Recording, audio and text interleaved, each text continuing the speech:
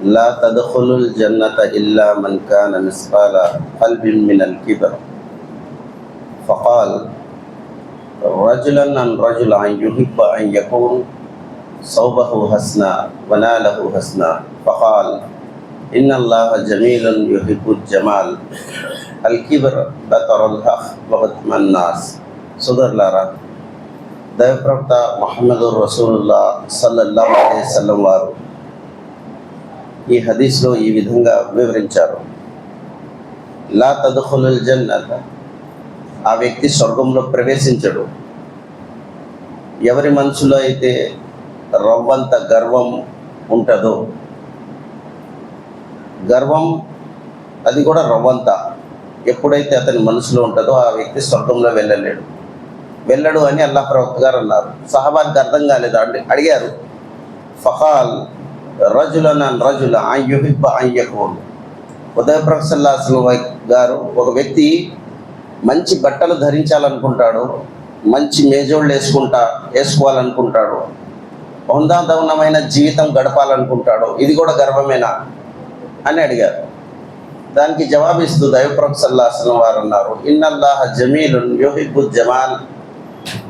అల్లాహ్ సుందరవంతుడు, సుందరాన్ని కోరుకుంటాడు, ఇది తప్పు కాదు, గర్వం కాదు అన్నారు. మరి గర్వం అంటే ఏమిటి అంటే బతరల్ హక్, సత్యం వారి ముందుకు వచ్చినప్పుడు దాన్ని నిరాకరించడం. అంటే నేనేంటి ఈ మాట వినటం ఏంటి, నేనేంటి ఈ మార్గంలో నడవటం ఏంటి అనే భావన ఎప్పుడైతే వస్తుందో అది గర్వం అవుతుంది.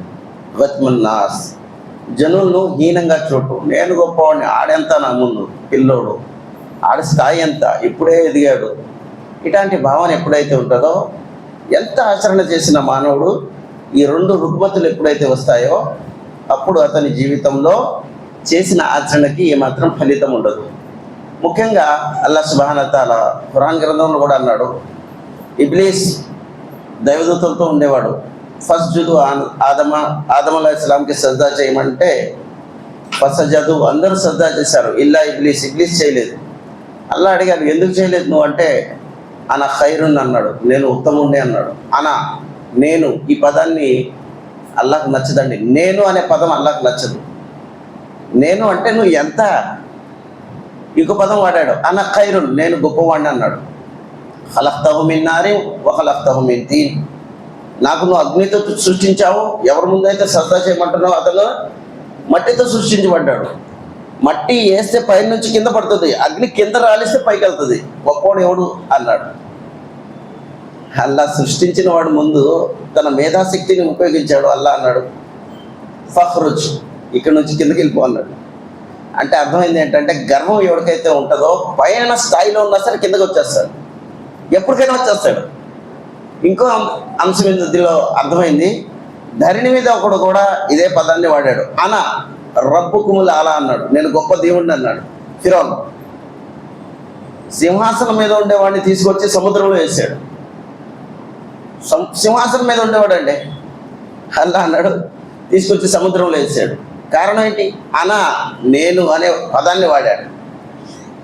గర్వం సాధారణంగా ఎందుకు వస్తుందంటే, ఏమీ లేనోడికి ఎలా ధనం ఇచ్చేసాడు అనుకుంటాడు, నా అంతోడు లేడు అంటాడు. కాస్త సీట్ ఇచ్చేసాడు అనుకోండి, ఏ మసీదు హోదానో, ఏదో పంచాయతీలోనో, ఏదో నెంబరో ఏదో వచ్చేసింది అనుకోండి, ఇక 2 అడుగులు ఎత్తులో ఎగిరిసి నడుస్తూ ఉంటాడు. ఇది సబబు కాదండి. ఎందుకంటే అల్లాహ్ మానవుని మట్టితో తయారు చేశాడు. ఎప్పుడైతే గర్వాన్ని అలవర్చుకుంటాడో అప్పుడే సంబంధాలు తెగిపోతూ ఉంటాయండి. గర్వాన్ని ఎప్పుడైతే మానవుడు కోరుకుని దాని దరిదాపుల్లో వెళ్తాడో ప్రప్రదంగా అల్లాహ్ సుబ్హానహు వ తఆలా తన కారుణ్య వర్షాన్ని కురిపించాడు. గర్వం చాలా ఇదండి, చాలా హీనాతిహీనమైన విషయం అది గర్వం. అందుకోసం హజరత్ అలీ రజియల్లాహు అన్హు గారు అంటున్నారు, మానవుడు గర్వం ఎలా చేస్తాడో అర్థం కాదు, పుట్టడమే నీచమైన నీటితో పుట్టాడు, వంటికి తగిలితే తెలుసుకునేదాకా ఆడికి ప్రశాంతత ఉండదు.